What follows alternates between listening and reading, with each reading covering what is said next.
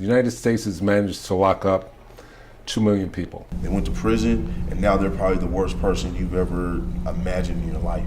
Just straight turned into killers, strung out addicts, that, you know, they kind of lost their soul. My mom and dad split up when I was really young. I always wanted that father figure. I really admired a lot of the older kids in the neighborhood, so that kind of led to me hanging out in the streets more and becoming, you know, a part of what became a gang. I remember the first day that I got there.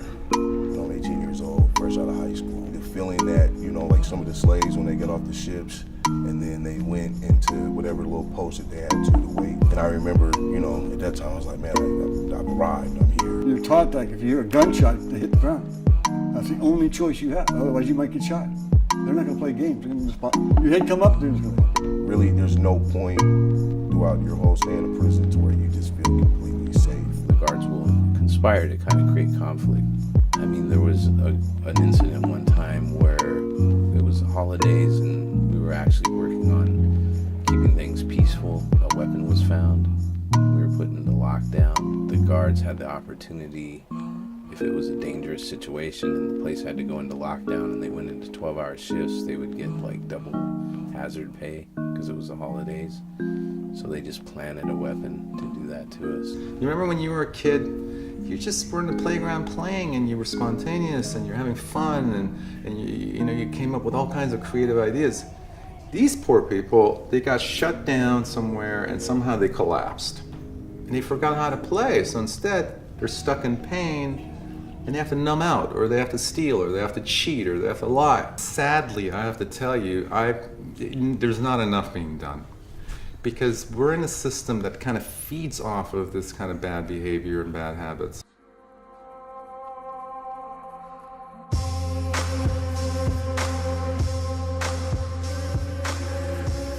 I mean, I don't think anyone has any idea how much money is actually involved in the prison industrial complex. That they're taking the free labor of people who are locked up and they're having them work for outside companies who pay them little or nothing. Instead of sending people or helping people out on the streets, they're criminalizing people with mental health problems. Many vocational activities which prisons claim to have are either unknown or unavailable to the vast majority of the prison population.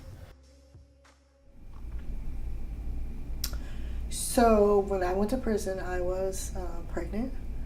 And before I went to prison, my attorney had told me about a program for women who were pregnant. He would think after 32 years that these wounds would have healed, but they haven't. I went to prison for voluntary manslaughter, and so because I used a gun, they said I was, their words, not mine, a violent offender. And they denied me access to the program. If you had any medical issues, you wasn't able to qualify for those programs. If you had a high level of any type of violence or you had any type of mental health, you weren't able to qualify in those programs. I mean, I guess we figured out how to criminalize everything from mental health to drug addiction to anything. It's easier to lock someone up than it is to offer them treatment or offer them training or offer them employment. The dominant paradigm around incarceration is that it's about individual choice, about broken people and giving broken people a second chance, when actually it's a set of human rights violations. I didn't learn any good lessons in prison. I don't know anyone that went to prison and the light went on and they said, oh, this is not cool. I don't want to go to prison. I'm going to go out and get a job. But I think a lot of people that, you know, their parents wind up in prison, they kind of follow in their footsteps because that's what they know. So it becomes a revolving door, a crazy cycle that, you know, it's almost impossible to break out of. I lost custody of my daughter Tiara when she was a year old. She didn't find me until she was 17 years old. It's not being able to have contact with my parents brought out anger and rage and what word am I looking for? Sadness. What kind of relationship can you have with, like, your dad or your little brother, you know, if you could only talk to him 15 minutes every week? Having a father incarcerated was hard because I was like a daddy's girl. He was the person I would talk to about any and everything, and it was kind of hard having him away. Any of your grandparents, anyone incarcerated before your dad? My brother is actually incarcerated. Incarceration doesn't really help.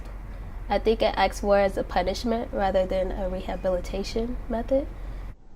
When you say rehabilitation, that word is kind of foreign to me. I don't think there's enough in prisons. In California, they have what they call realignment. And with the realignment, they have transferred many people that would have been going to prison, they're keeping them in jail. So they don't really have as many programs set up for people. Of course the government should make a better effort. Can they? The really successful programs that run inside San Quentin are all volunteer. People are working to educate those outside to advocate for prisoners, as well as repairing family relationships and the personal stability of those inside. We're talking about a monumental occurrence here. There are a number of organizations who are working on this. I mean, attorneys came out of their armchairs and said, this has to happen now. Because while the people in our prisons have made some mistakes, and sometimes big mistakes, they are also Americans.